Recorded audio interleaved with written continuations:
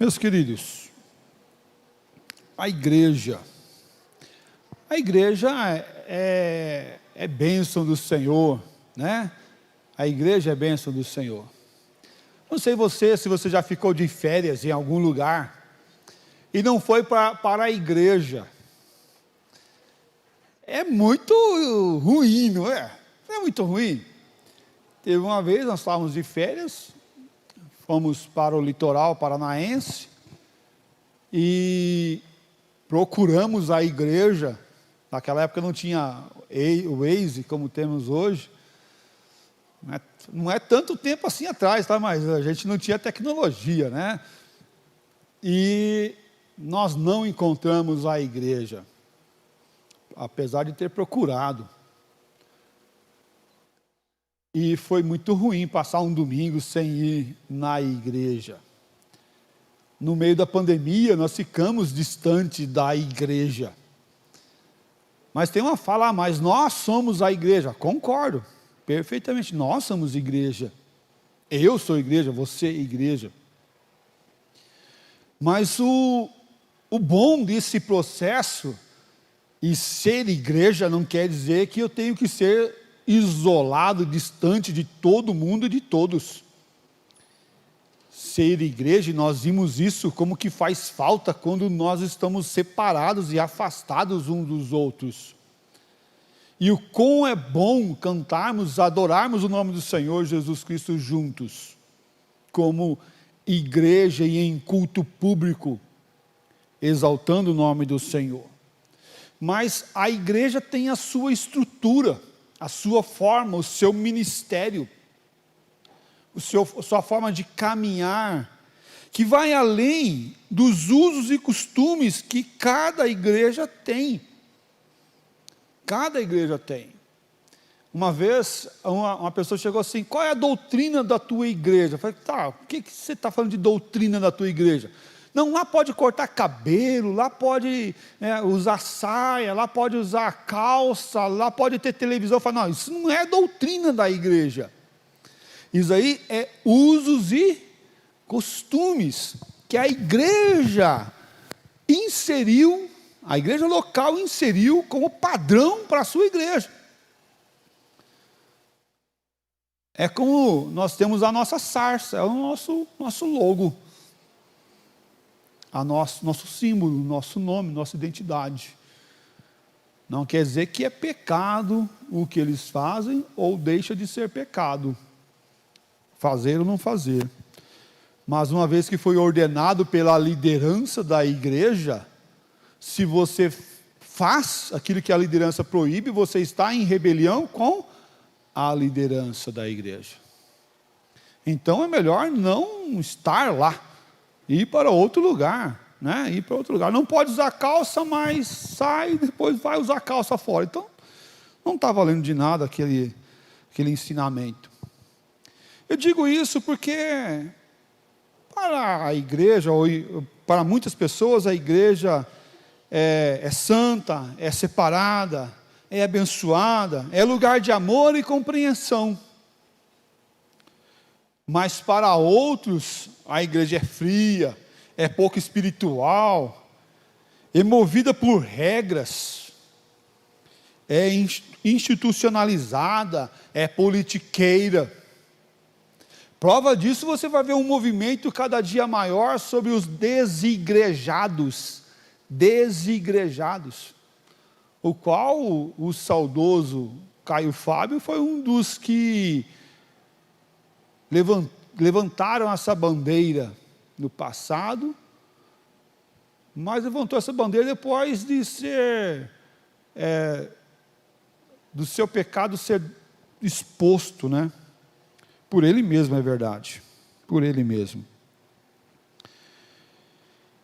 Mas essa igreja, ele é um movimento, igreja que eu falo, não igreja Maranata, mas igreja no geral, é um movimento santo ou um movimento corrupto?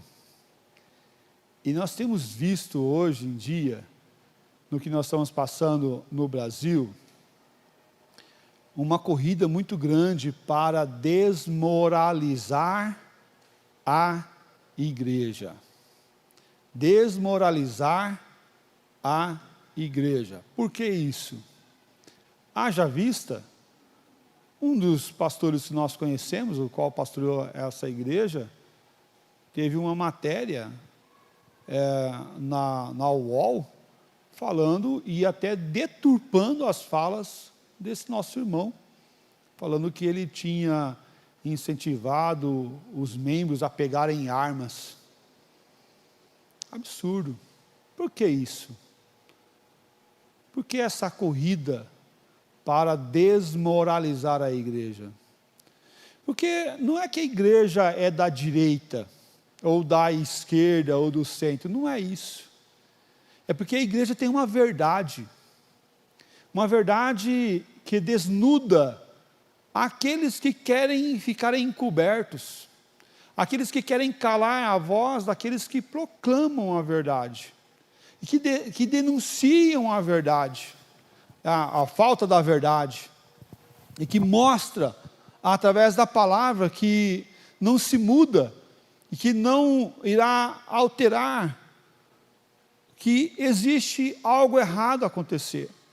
Prova disso, a igreja já foi chamada de aprotestante, ou os protestantes, aqueles que protestam contra o mal e contra a corrupção.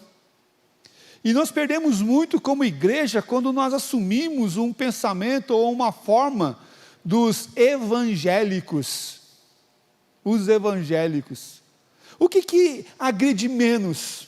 O que agride menos? Ser evangélico ou protestante? Eu sou um protestante. Dê um peso. Não tem um peso? Agora você fala assim, eu sou evangélico. Ah, evangélico, que bonitinho, né? Que legalzinho, evangélico, né? Agora eu sou protestante. O quê? Você está protestando do quê? Você está falando do quê? Você está acusando o quê? E nós perdemos muito ao deixar o título de protestante para assumir o título de evangélico. Cristo instituiu a igreja e através desta instituição da igreja que Cristo realizou, nós devemos obedecer o que Cristo ordenou e não o que nós queremos, ou o que nós pensamos ser igreja e desejamos viver como igreja. Nós não podemos esquecer que a igreja é de Cristo, e ela foi comprada pelo precioso sangue dele. Essa semana agora eu recebi uma mensagem de uma irmã, falou assim, pastor, estou muito preocupada com a igreja, com as nossas igrejas. Eu falei assim, ok, boa coisa, você se preocupa com boa coisa, mas não se preocupe não, a igreja é de Cristo, e é Cristo que cuida da igreja, e nós vamos desempenhar o chamado que Deus, através de Cristo, realizou para a igreja. Deus é o centro da igreja, e Cristo ordenou que a igreja, e estabeleceu a igreja sobre a face da terra. Cada igreja tem uma tarefa cujo ministério da palavra de Deus é central. Uma coisa que nós não podemos fazer de forma nenhuma é abandonar a centralidade da palavra de Deus em nossas vidas como igreja e povo do Senhor. A reforma protestante foi um chamado à palavra, somente a palavra. A palavra de Deus deve estar e deve ser a regra e a forma que a igreja caminha, através da palavra. A palavra que nos chama para a adoração, é a palavra que nos direciona a forma do culto, a palavra nos dá a consciência do id, e através dela nós vamos com o poder da palavra, para anunciar pela palavra do Senhor Jesus Cristo.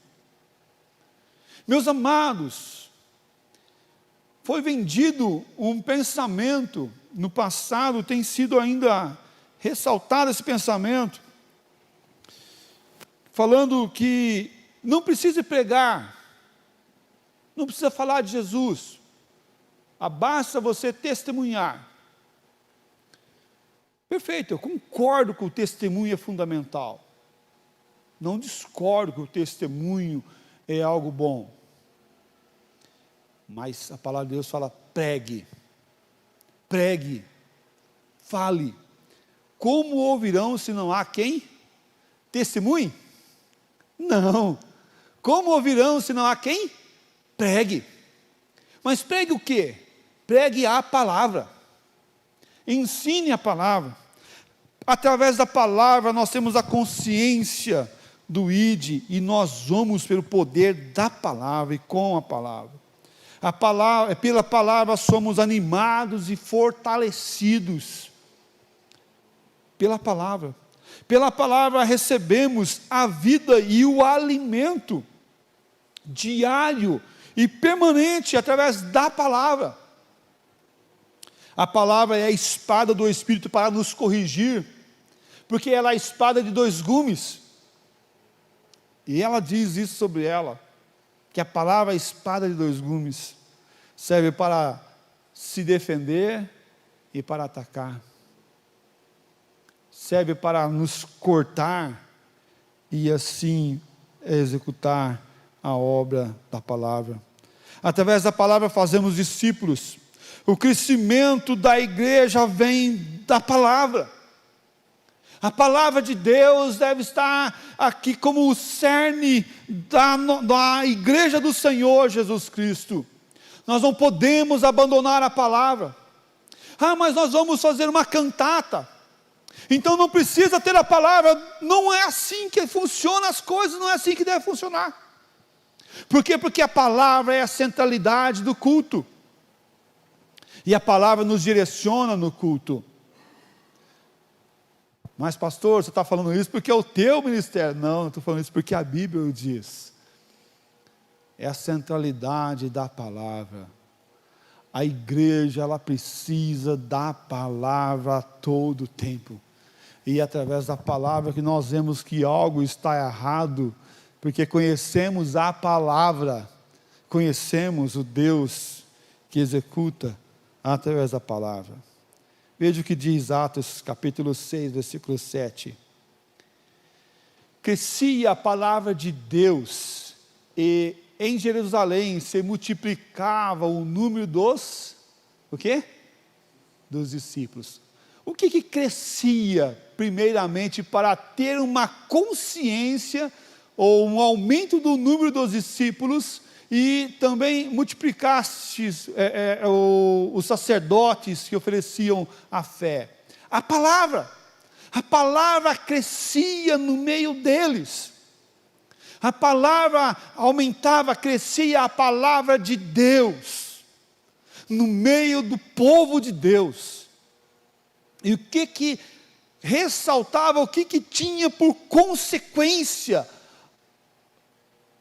do ato da palavra crescer no meio deles?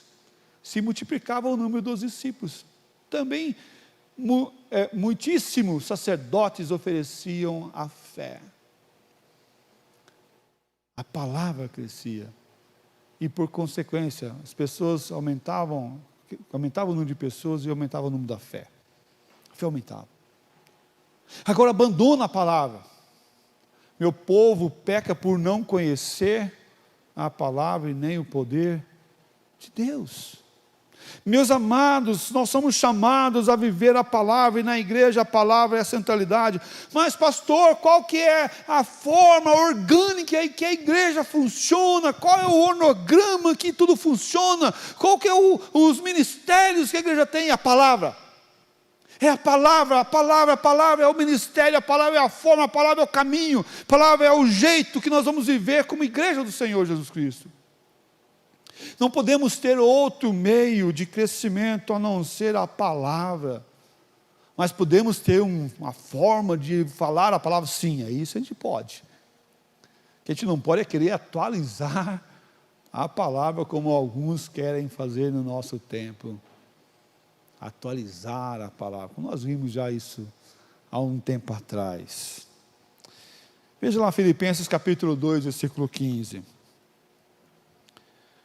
E ele fala assim: para que vos torneis irrepreensíveis e sinceros filhos de Deus, inculpáveis no meio de uma geração pervertida e corrupta, na qual resplandeceis como luzeiros no mundo. Como nós vamos ser isso? Como nós vamos ser esse luzeiro? Através da palavra. Para nos tornarmos filhos irrepreensíveis. Conhecemos o que é o certo, o que é o errado, não pelo princípio moral e ético da sociedade, mas conhecemos o que é certo e errado pelo princípio da palavra, pela palavra do Senhor. A ética e a moral, todos têm lá fora, pela sociedade, pelo social, pelo ambiente que nós vivemos. E dependendo, conforme o ambiente que nós vivemos, vai ser diferente. Vai ser de forma diferente. Fui levar a Denise para um concurso hoje pela manhã, estou voltando lá em São Paulo, longe. Aí estou voltando, cheguei a uma região ali perto da Sapopema, um pouquinho antes. Está lá 2 motoqueiros correndo da polícia. E cada moto com a menina atrás, e uma ainda com um copão de cerveja nova. Eu falei, vai derrubar esse copo de cerveja, com certeza. E correndo da polícia. A forma cultural, social desses 2 motoqueiros, com esse casal, cada um nessa moto, é uma forma que correr da polícia é legal, é bacana, é divertido, é curtição. O meio social, ético e moral deles é deturpado pelo meio social que eles vivem. A forma que eles vivem. Se perguntar para eles é certo ou errado fazer isso, eles vão dizer que é certo, que é legal, é divertido. Percebe que a moral e a ética dependem de onde que eles estão. Pelo meio social. Mas a moral e a ética da palavra de Deus não muda. Independente o local, independente o espaço, independente a forma, essa se torna clara e límpida para nossas vidas e para nossos corações. A palavra de Deus deve ser pregada. O verdadeiro amor traz responsabilidade e ordem. Responsabilidade e ordem. Porque eu conheço a palavra. Eu sei o que a Bíblia nos fala e nos ordena. Ah, mas Deus é amor. Perfeito, combinado, é isso mesmo. Deus é amor. Mas o amor de Deus não é permissivo e doentio como o nosso amor. E Ele mesmo diz que o pai que ama corrige o seu filho. E Ele, no seu amor, na sua graça, trabalha a forma. E dessa forma o cuidado do pastoreio e da disciplina é uma manifestação de amor. A nossa vida de mudança e transformação acontece por causa do amor de Deus em nossas vidas, porque conhecemos a palavra. A palavra, ela vem e impacta a pessoa, ela vem e muda o coração daquela pessoa. Muda de dentro para fora. Tem uma palavra que, no aconselhamento bíblico, que a gente fala assim: por que você faz o que você faz? Você faz o que você faz porque você quer o que você quer. Não adianta mudar o fazer, o comportamento. Tem que mudar o querer. O querer é a intenção do nosso coração. E aí o salmista fala assim: guarda a tua palavra no meu coração para não pecar contra ti. Eu tenho que mudar o sentido, o querer, para depois mudar as ações. A palavra muda de dentro para fora. Dessa forma, a palavra de Deus nos direciona em fé e a ordem da igreja. Como a igreja funciona. O amor é o fruto da fé. A esperança nasce quando o amor serve às necessidades e angústias humanas. E nós vamos ter angústias severas e duras de lidar, algumas delas. Angústia ao ver uma pessoa querida doente, angústia ao ver uma sociedade caminhando para uma corrosão maior do que já está. Angústia em ver as coisas se complicando da forma familiar, filhos, pais, netos, avós. Mas o amor muda, e deve mudar o nosso coração para aceitar e ver a forma que o Senhor Deus deseja. A estrutura da igreja é uma estrutura do ministério da igreja, devemos observar. E o ministério pela palavra. Como o serviço da igreja é organizado, como devemos organizar cada ministério, sim, pela palavra, porque vem essa autoridade para cada um de nós exercer o ministério através da palavra, numa autoridade eclesiástica.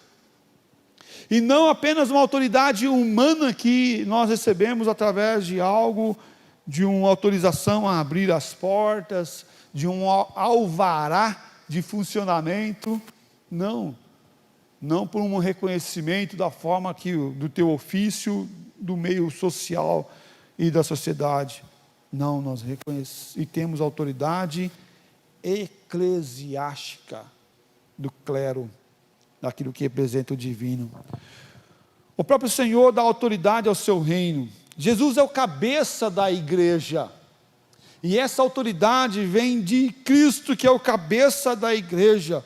O domínio é de Jesus, é o único e incomparável domínio vem de Jesus, para exercer essa autoridade na igreja. A igreja mostra a vida orgânica do corpo de Cristo. Ele é o cabeça, e se Cristo é o cabeça e fazemos parte desse corpo, e por isso que o apóstolo Paulo fala, quem discernir do corpo, que faz parte desse corpo de Cristo, dessa forma orgânica que funciona o corpo do Senhor Jesus Cristo, o qual eu estou inserido dentro desse corpo, participa da ceia, coma do pão e beba do cálice, porque faz parte.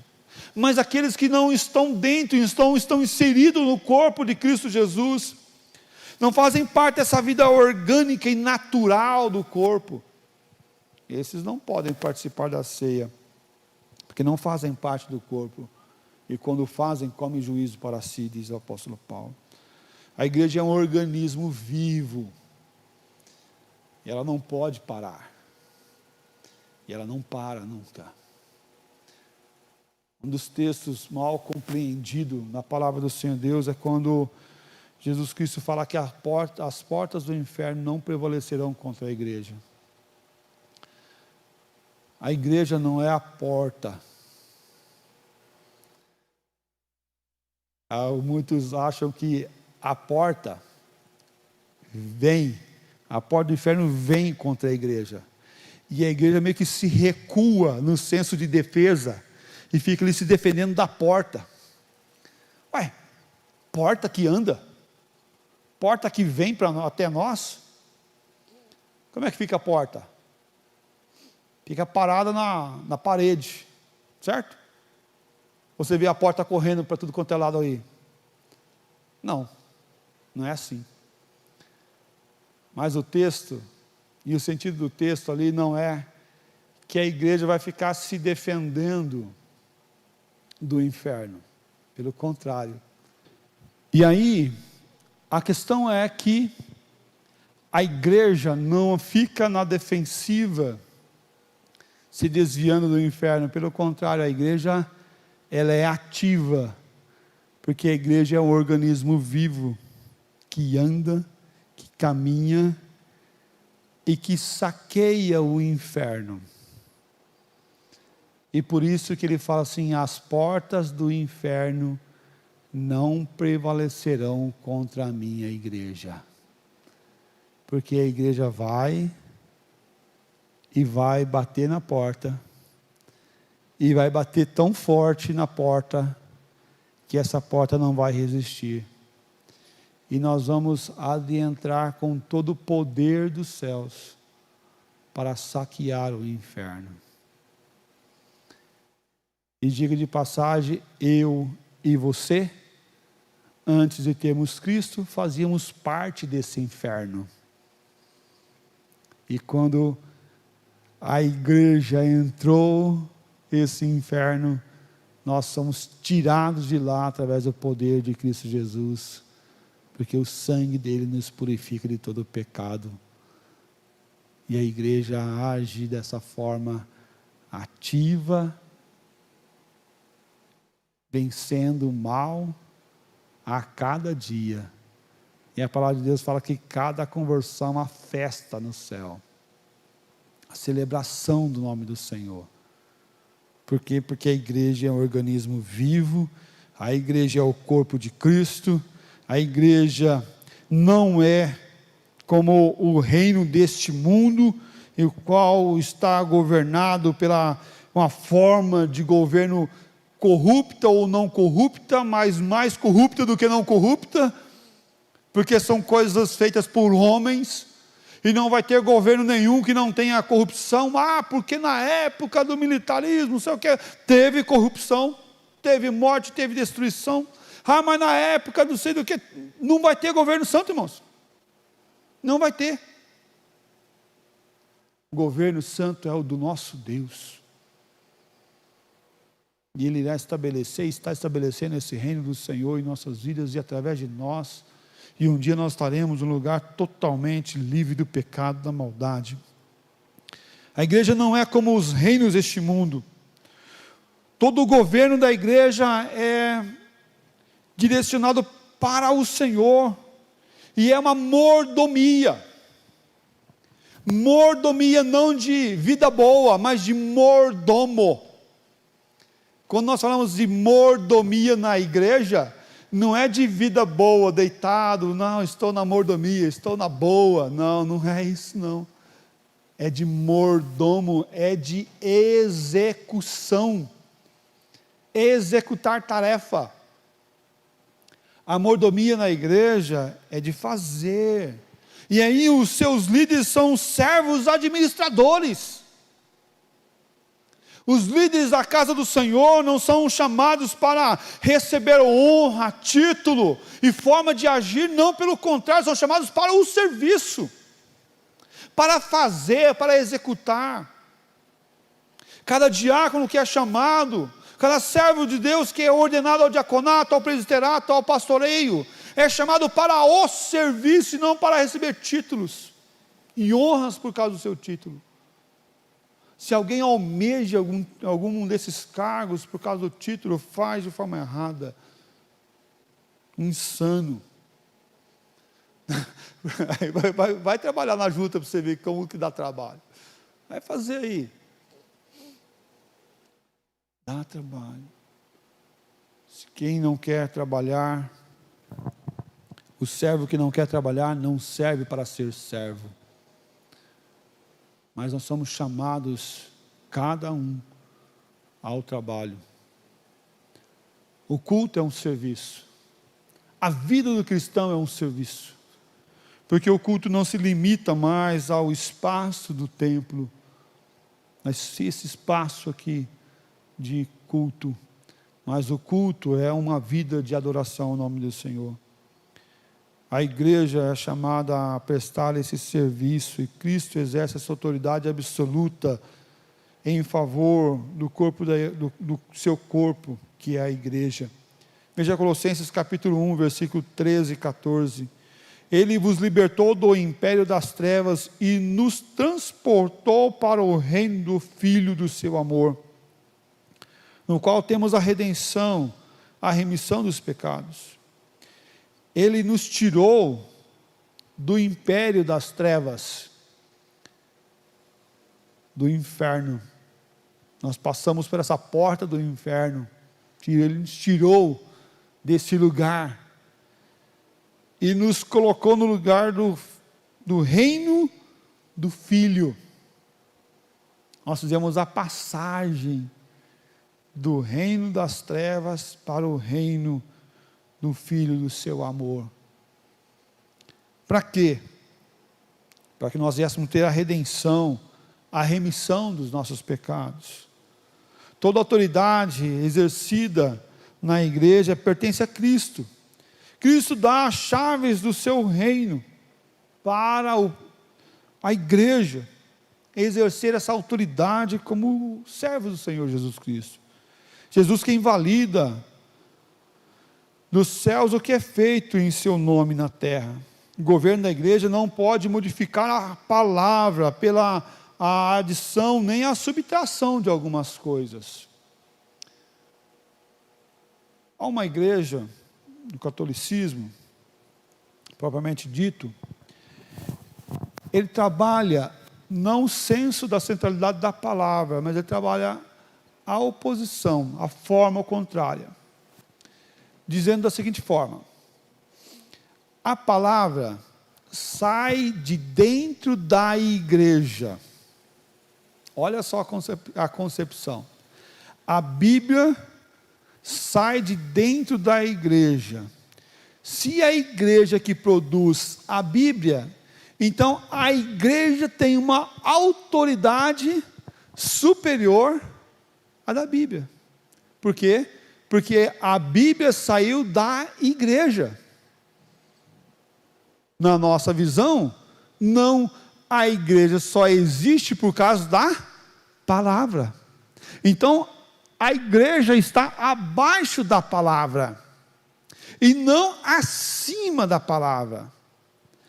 E é isso que a própria palavra nos fala, na concepção de que nós não podemos alterar a palavra, nós não podemos pregar coisas que não estão na palavra, nós não podemos dizer que é pecado aquilo que não é pecado, e nem o contrário também, dizer que não é pecado aquilo que a Bíblia fala que é pecado. Pelo contrário, nós somos aqueles que desempenham o ministério da palavra, e nós não podemos subtrair, nem adicionar nada na palavra, porque a igreja é dirigida a ela, a tua vida é dirigida a essa palavra. Veja o que diz Apocalipse 22, 18 a 20.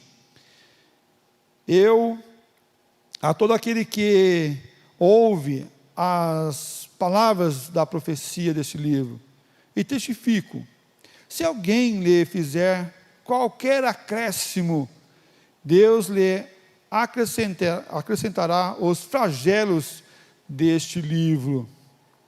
E se alguém tirar qualquer coisa das palavras do livro desta profecia, Deus tirará a sua parte da árvore da vida, da cidade santa, e das coisas que se acham escritas nesse livro. Aquele que dá testemunho dessas coisas diz: certamente, venho sem demora. Amém. Vem, Senhor Jesus. A palavra de Deus. E através dessa palavra nós devemos pregar com autoridade, sem acrescentar e sem tirar nada da palavra. Ah, mas a igreja é autoridade, tá, até a palavra, o meio da palavra, a forma da palavra, não acrescentando, não tirando, mas permanecendo na palavra. Diga de passagem, na Igreja Presbiteriana do Brasil, na nossa pública profissão de fé, nós prometemos ser fiel à liderança da igreja, desde que a liderança da igreja esteja fiel à palavra.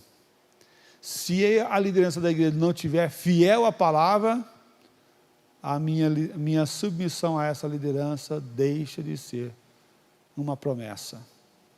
Porque minha fidelidade é primeiro a palavra do Senhor Deus, antes da liderança da igreja. Em qualquer conflito, a palavra permanece. E diga de passagem ainda, pela nossa forma de instituição, nosso estatuto, se houver uma divisão da igreja, os pertences ficarão com aqueles que permanecerem na palavra. Por quê? Porque a palavra é a forma fiel de permanecer, de caminhar, de obediência. É a palavra de Deus. Mas pastor, é muita palavra do Senhor, não dá para fazer mais cântico, fazer mais louvores, mas através da palavra sim, dá para a gente cantar, mas a centralidade é a palavra. é a vida na palavra, porque o poder vem por conhecer a palavra, e a palavra do Senhor nosso Deus, o poder declarativo e não eletivo. A igreja não pode inventar normas e doutrinas, nem exigir práticas que não tenham fundamentos bíblicos, porque é a palavra do Senhor que deve e mantém a igreja firme e firmada na palavra, firmada no Senhor, que é a palavra do Senhor. Quanto menos eu conheço a Bíblia, menos eu conheço de Deus. Estou estudando as Institutas de Calvino, e no primeiro livro, os primeiros capítulos da Instituta, fala sobre o autoconhecimento por conhecer a Deus. E ele diz, o quanto mais eu conheço a Deus, mais eu me conheço. E quanto mais eu me conheço, mais eu conheço a Deus. Você quer se conhecer? Não me conheço, pastor. Então, busca Deus. Conheça Deus. Que Deus vai te mostrar quem você é. A gente acha que se autoconhecer é fundamental, mas a sociedade hoje está perdida por não conhecer a Deus. Perdidíssimos. Perdidíssimos. E gente que está no terceiro, quarto casamento, andando por tudo quanto é canto, por não conhecer a Deus. Perdidos. Sem se conhecer. Quer se conhecer? Busca Deus. Comece a estudar Deus. Comece a ler a Bíblia. Comece a buscar a Deus, a sua palavra, que você vai se conhecer mais e mais. Conhecendo a Deus. Porque Ele foi quem te fez. Foi Ele que te fez. Não foi a evolução que criou o ser contemporâneo. Não, foi Deus que te fez. E você se conhecendo, você conhecerá mais a Deus, e você conhecendo mais a Deus, você irá se conhecer. O poder dado à igreja espiritual neste mundo terreno. O governo da igreja não pode usar sessões políticas, nem força física para tentar mudar esse país ou qualquer outra forma. Veja lá o que diz João 18, 36 e 37. Respondeu-lhe Jesus: o meu reino não é deste mundo. Se o meu reino fosse deste mundo, os meus ministros se empenhariam por mim, para que não fosse eu entregue aos judeus. Mas agora o meu reino não é daqui, não é aqui. Então lhe disse Pilatos: logo tu és rei? Respondeu Jesus: tu dizes que sou rei. E para isso eu nasci, e para isso vim ao mundo, a fim de dar testemunho da verdade. Todo aquele que é da verdade ouve a minha voz. A autoridade da igreja é fundada na palavra de Cristo e também é limitada a essa palavra. O reino espiritual. Minha nação para Cristo é bonito. Minha nação para Cristo é bonito, é muito bonito. Mas não é o que Cristo veio estabelecer sobre a terra. Uma nação de crente aqui nessa terra. Não é isso que Ele veio fazer. Jesus não veio fazer uma nação, um povo. Vamos fazer uma cidade, vamos comprar uns terrenos, umas fazendas, e vamos fazer uma cidade de crente. Você acha que seria legal? Uma cidade só de crente. Quem pode comprar lá é quem tiver, ser membro de uma igreja evangélica, fiel às Escrituras. É isso que Cristo veio ordenar nessa terra? Não. Apesar de ele falar assim, imagina só, vou lá na padaria, eu digo, paz do Senhor, irmão. Aí eu vou no mercado, paz do Senhor, irmão. Você acha que é isso que Cristo veio estabelecer? Não, não veio estabelecer isso. Ele veio estabelecer o seu reino sobre toda a terra, mas não ganhando toda a terra. Não é isso. É um reino espiritual e não terreno, porque o poder de Deus se manifesta na vida de alguns. O poder de Deus é espiritual na vida da igreja. E diga de passagem, esse poder é maior do que o físico. O poder espiritual é maior, infinitamente maior do que o físico. A autoridade da igreja é a autoridade do evangelho. Os reis e os reinos vêm e passam. As formas de governo vêm e mudam. Mas o evangelho de Cristo continua sendo o mesmo. É o evangelho do Senhor Jesus Cristo. É a autoridade de Cristo na vida da igreja. O corpo de Cristo é composto por membros que dependem uns dos outros no exercício da vida que recebem de Cristo. Agora, como igreja, nós somos aquela igreja que é chamada para agregar, para chamar, para apoiar, porque não mais uma igreja de um povo único, separado, mas um governo orgânico para servir, com um serviço de amor.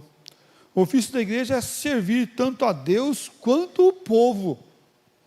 E por isso ele fala: trazei os dízimos à casa do tesouro, para que haja mantimento na minha casa, para que haja socorro na minha casa, não para o fim próprio, o consumismo da igreja, mas para socorrer os de dentro e os de fora. E o que a palavra de Deus fala, primeiramente os de dentro, aqueles que estão dentro, aqueles que são da igreja, mas ele não fala unicamente aos da igreja, mas ele fala primeiramente os da igreja, os da fé, mas depois que alcança os da fé e atende os da fé, alcance os outros também, alcance os de fora também. Por quê? Porque o serviço é o serviço do povo de Deus e daqueles que também não são povo do Senhor. E Jesus vai falar isso de forma muito clara, quando ele fala assim: olha, quando vocês foram me visitar, lá, né, estava lá preso, foram me visitar, estava com fome, me deram comida, estava nu, me deram roupa, eu estava com sede, me deram beber. Quando, Senhor, nós fizemos isso? Quando vocês fizeram aos pequeninos. Mas a igreja tem que fazer ação social. Não, não é ação social, é o serviço do reino, em qualquer lugar, porque ação social é só dar pão. Aí a ONU faz isso melhor que a gente. Nós vamos dar o evangelho com o alimento, com o sustento, com o apoio que essa pessoa necessita e requer nesse tempo. No Novo Testamento, veja lá Mateus 21, 23.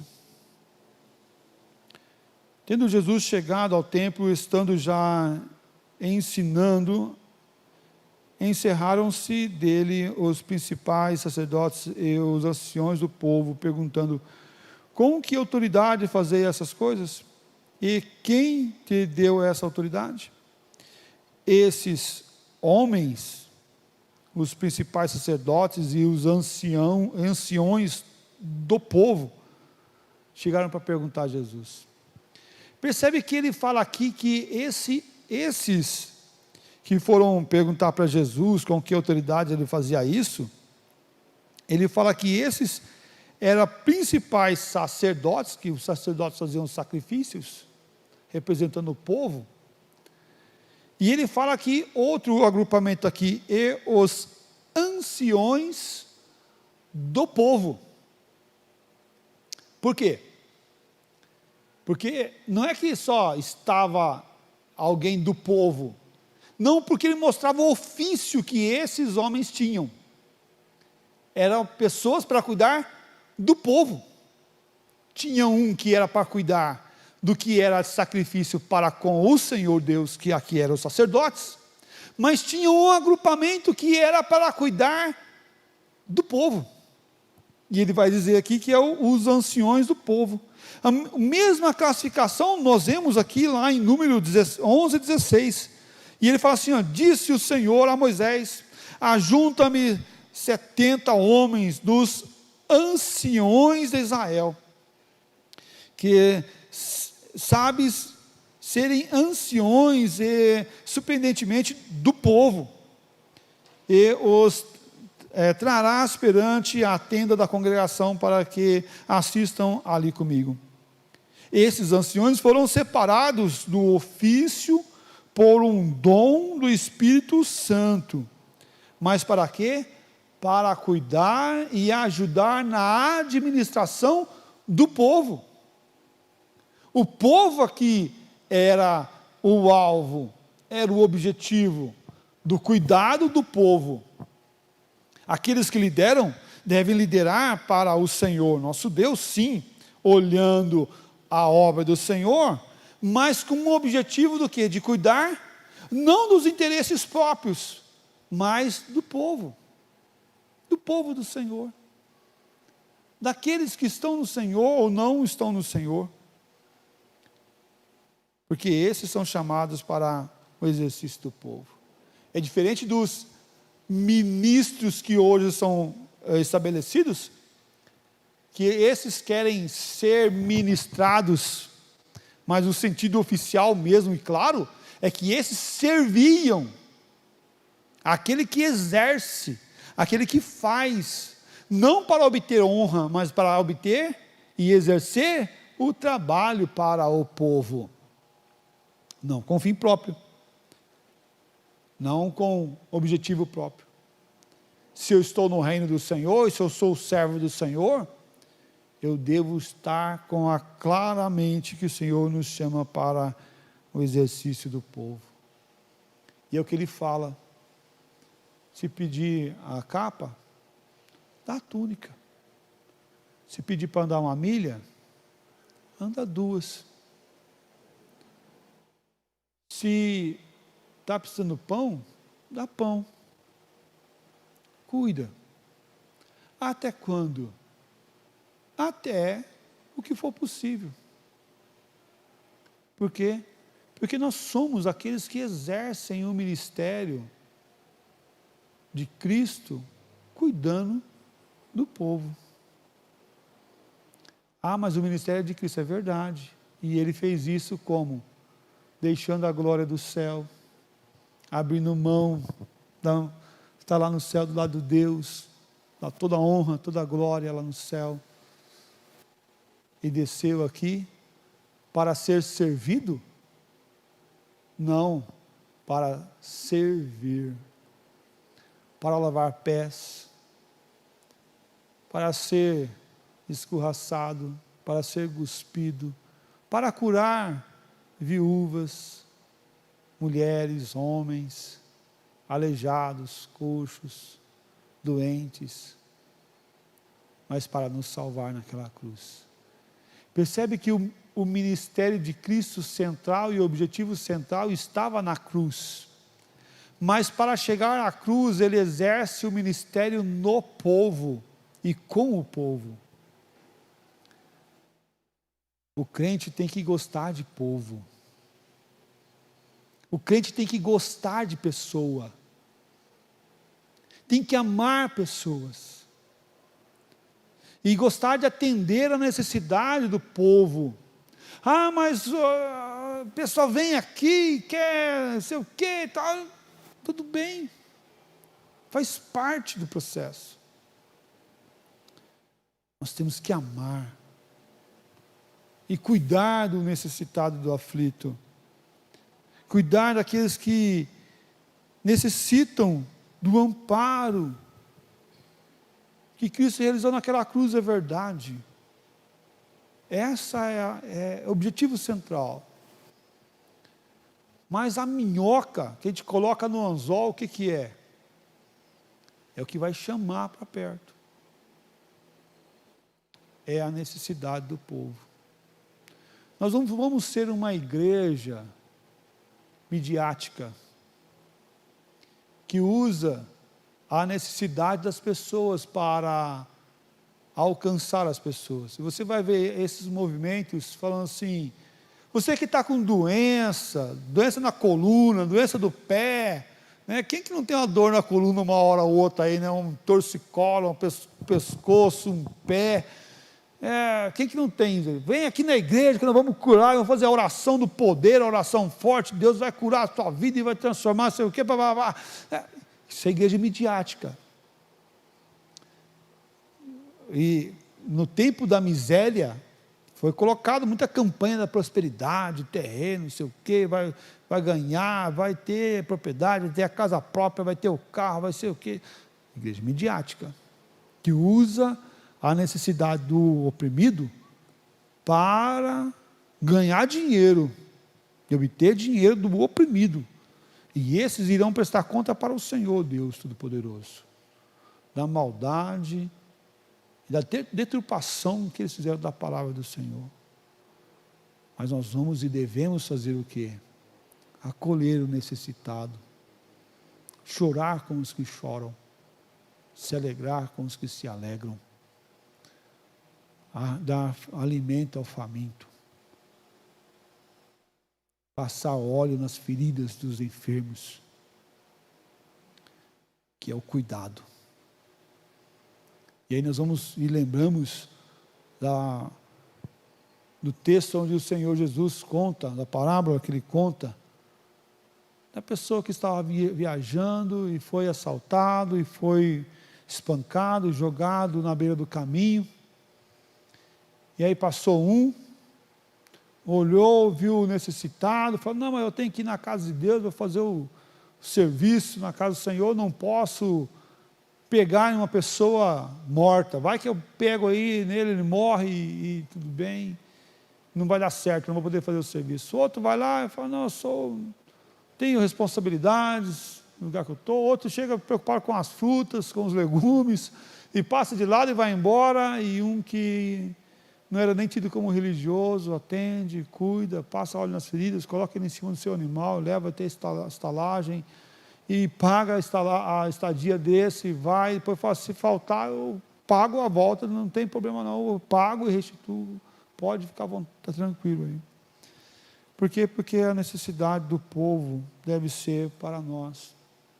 Nosso próximo é aqueles que nos visitam, aqueles que entram nessa igreja com as suas necessidades, aqueles que passam em nossa rua, com as suas necessidades, com os seus dilemas, com os seus perrengues no casamento, na vida pessoal, suas dificuldades de relacionamento, e muitas vezes até sem fé, sem orar, consegue orar, não tem força para nem buscar a Deus e nem crer na palavra do Senhor. São esses aqueles que o Senhor Deus tem e tem colocado em nossas vidas para que nós sejamos instrumento do Senhor. O ministério da igreja também é esses. É atender em missões, como fizemos hoje com o Real Missionário, como fazemos e sustentamos os missionários ao redor desse mundo. Os 11 projetos que nós já adotamos e o 12º projeto que estamos adotando esse ano agora, 2023, glória ao Senhor, investindo mais de 30 mil reais em missões no ano, mais de 30 mil reais em missões, a igreja local, fora o que a gente manda para o Supremo Concílio, assim por diante, fora isso aí, a igreja local, glórias ao Senhor Jesus Cristo. Mas também a missão da igreja é acolher o aflito, o triste, o abatido, para dar alimento e sustento conforme as suas necessidades. Cristo Cristo no caminho da cruz conquistou isso daí, para que nós pudéssemos servir com alegria. Veja lá, Mateus 20, 26 a 28. Mateus 20, 26 a 28. Vou pedir que a Andréia lê para nós, Andréia, por favor.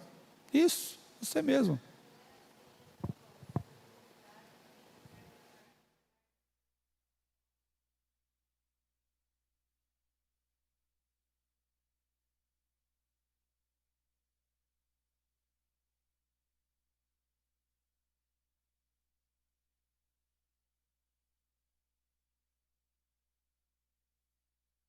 Isso, obrigado, mano.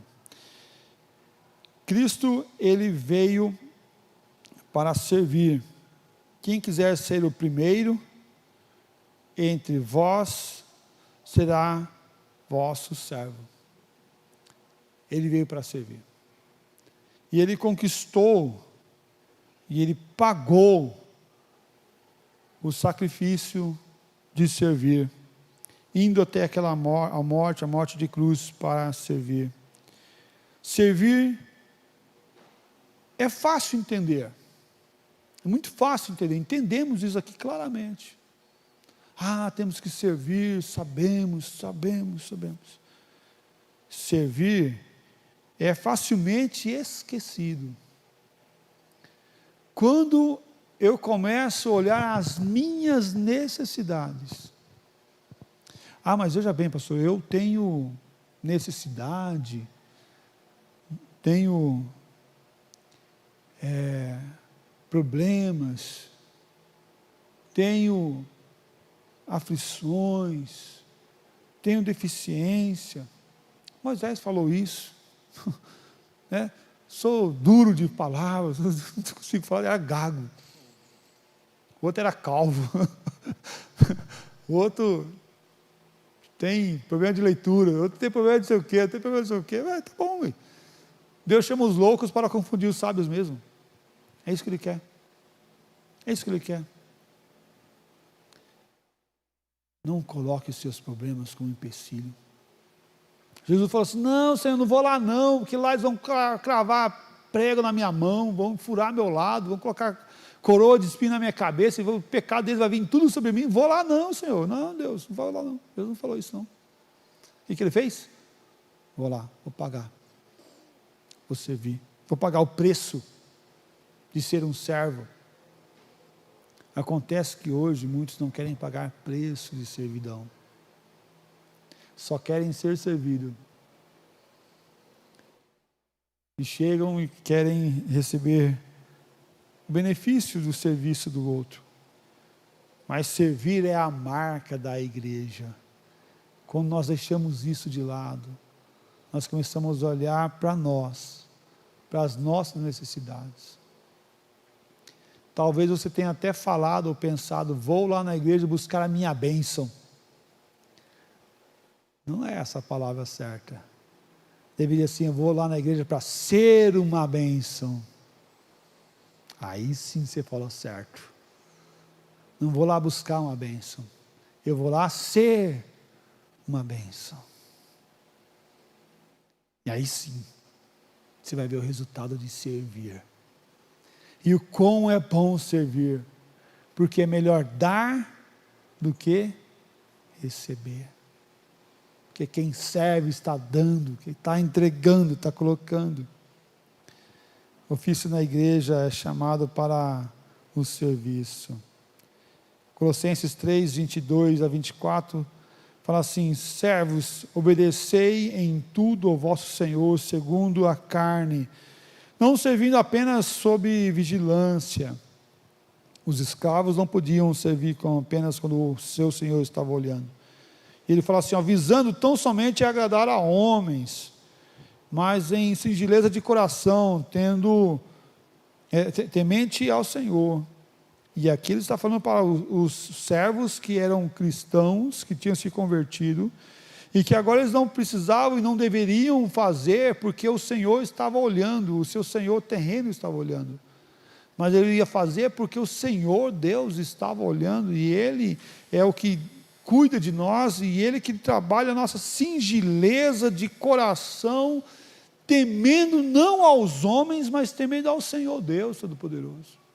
Então tome cuidado quando você fala assim: mas Deus sabe, eu fiz de forma porca e relaxadamente, mas Deus sabe, né?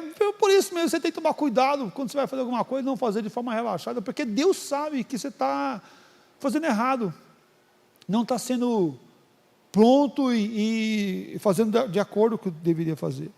E ele fala assim, olha, continua, versículo 23, tudo quanto fizer, fazei-o de todo o coração, Não faça apenas porque você pegou o cargo, por obrigação, porque você tem uma responsabilidade. Sim, você tem responsabilidade, faça, mas faça como? Fazei de todo o coração como para o Senhor, e não para homens. Tema o Senhor, faça para o Senhor. Eu vou lá, senão a Vera vai ficar pegando meu pé e vai fazer isso, vai fazer. Não, faça para o Senhor. Porque quando a gente faz para o Senhor, é bênção. Cientes de que recebereis do Senhor a recompensa da herança. E aí vem do Senhor a bênção. A Cristo, o Senhor, estáis servindo. É que estáis servindo. Não está servindo a igreja presbiteriana. O ministério de cada um, na sua sociedade interna, no ministério do com, no ministério do louvor, no ministério da diaconia, no ministério do presbiterato, do pastoreio, no ministério do coral. Fazemos para o Senhor e devemos executar a obra do Senhor.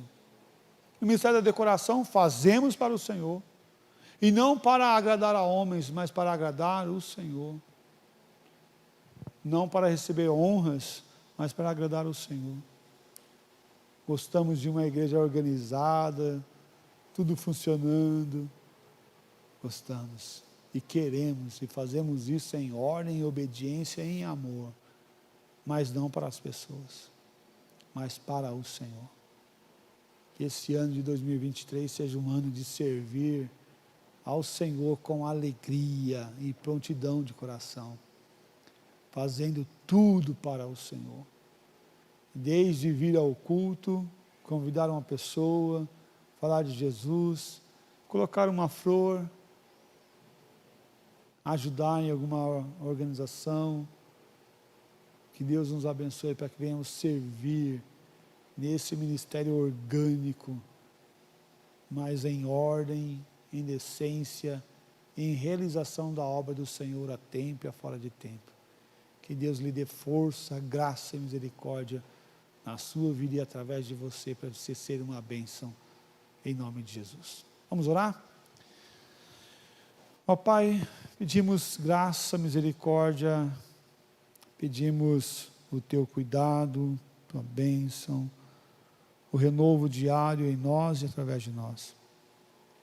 Pedimos, ó Deus, que o Senhor esteja nos guardando e nos fortalecendo, ó Pai, para que tudo que nós venhamos fazer venha agradar ao Senhor.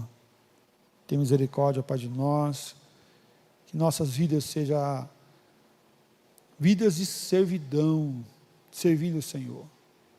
Nós somos como aqueles escravos que foram libertados da escravidão e agora decidem por amor servir o Senhor. Sim, Pai, nós somos libertados das trevas, da garra do diabo, fomos resgatados do inferno e agora decidimos servir o Senhor de amor e por amor ao Senhor. Obrigado, ó Pai, por o Senhor chamar cada um de nós para o ministério, para a obra do Senhor. Obrigado, ó Pai, porque isso não é uma obra voluntária, eu sou voluntário na casa do Senhor. Não, não é isso. Obrigado porque nós temos um ofício eclesiástico, com uma autoridade espiritual vinda dos céus, para cada um exercer o ministério que o Senhor nos dá. Obrigado, ó Pai. Obrigado porque o Senhor é quem recebe esse trabalho e é quem nos dá a herança nos céus, conforme cada um realiza. Obrigado, ó Pai.